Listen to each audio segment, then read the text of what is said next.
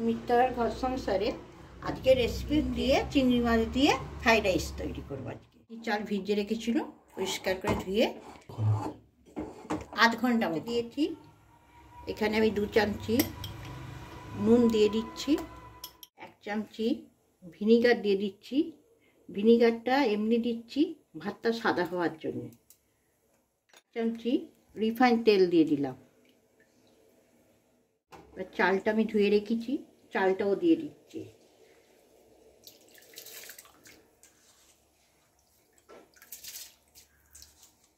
পাশ থেকে আস্তে আস্তে চালটা না ভাঙে যায়।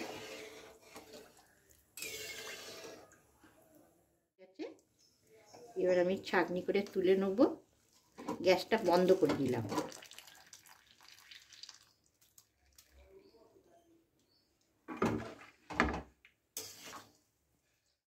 আমি এখানে রিফাইন তেল দিয়ে নিলাম সাদা।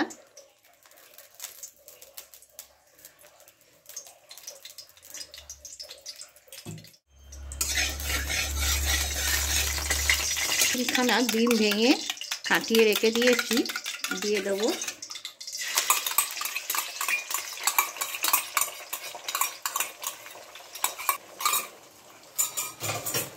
এটাকে জোরে গ্যাস দিয়ে হালকা করে ভেজে নেব।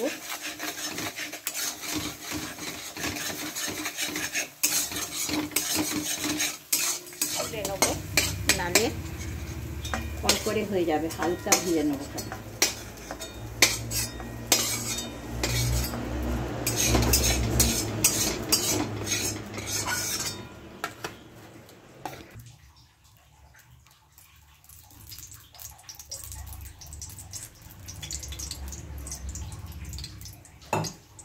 এখানে নুন দিয়ে দিলাম 1 চামচি। এখানে আমার 300 গ্রাম চিংড়ি মাছ আছে।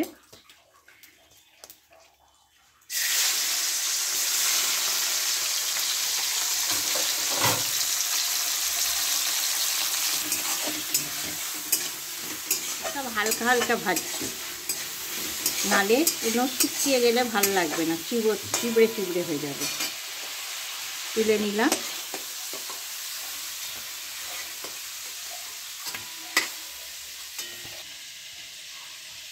ছোট এলাচ, দালচিনি ফোড়ন দিলাম।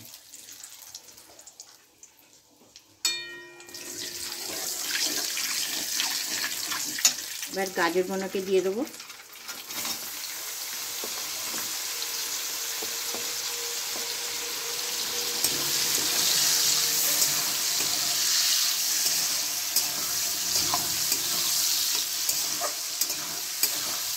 এবার বিনসটা দিয়ে দিচ্ছি।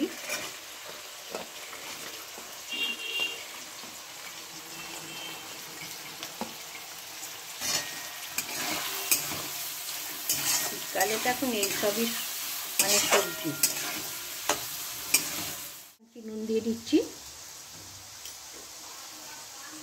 মটরশুঁটি দিয়ে দিলাম। এই ফ্রাইড রাইসটা যেটা বানাচ্ছি বেশিরভাগ বিয়ে বাড়িতে অনুষ্ঠান বাড়িতেই রান্নাটা করে, এরা ফ্রাইড রাইস করে। দিব না, শুকনো হয়ে যাবে, খেতে ভালো লাগবে না, একটু রসলা রসলা থাকবে। আমি এবার চিংড়িটা দিয়ে দিলাম।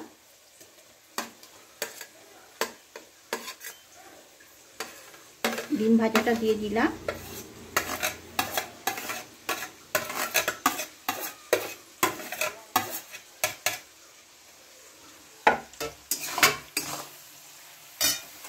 এবার আমি অল্প করে ভাত দেবো।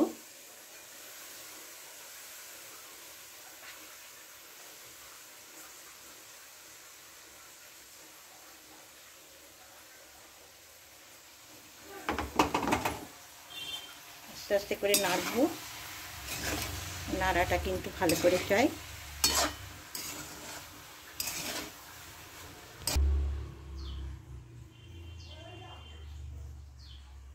1 চামচি ভিনিগার দিয়ে দিলাম।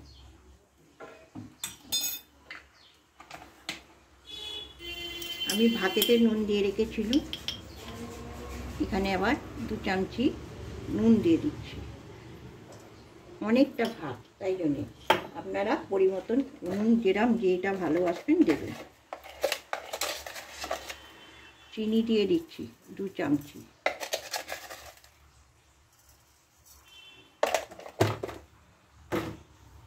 চাইনার সল্ট দিয়ে দিলাম একদম অল্প করে। এবার আমি ভালো করে তলা থেকে নেড়ে নেবো আস্তে আস্তে করে, না চালটা ভেঙে যায়। আমি কিন্তু খুন্তির উল্টো দিক থেকে করছি, তাহলে আমার চালটা ভাঙবে না। সোজা দিক দিয়ে কোনো দিন করবে না। সোজা দিকটা রান্না করতে করতে ধার হয়ে যায় খুন্তির।